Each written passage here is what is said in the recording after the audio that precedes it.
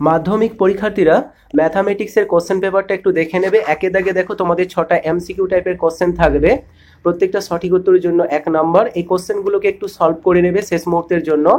2-এর দাগে তোমাদের শূন্যস্থান থাকবে, 6টা থাকবে, যে কোনো 5টা উত্তর দিতে হবে। এরপর 3-এর দাগে দেখো সত্য মিথ্যা থাকবে।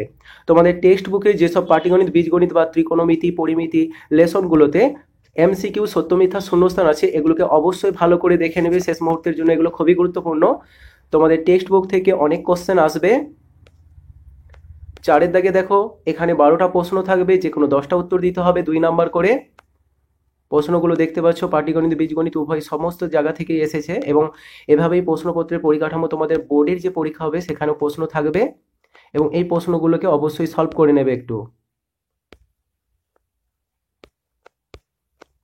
5-এর দাগে দেখো পাটিগণিত থেকে 2টো 5 নম্বরের প্রশ্ন থাকবে, যে কোনো একটা উত্তর দিতে হবে।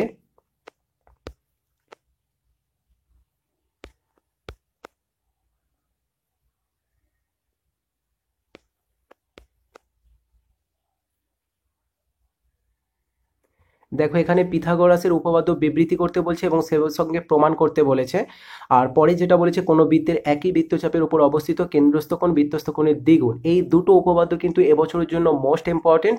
তাছাড়া উপপাদ্যের একটা তোমাদের সাজেশন দেওয়া হয়েছে, সাজেশনটা দেখে নেবে, ভিডিও ডেসক্রিপশনে লিঙ্ক পেয়ে যাবে।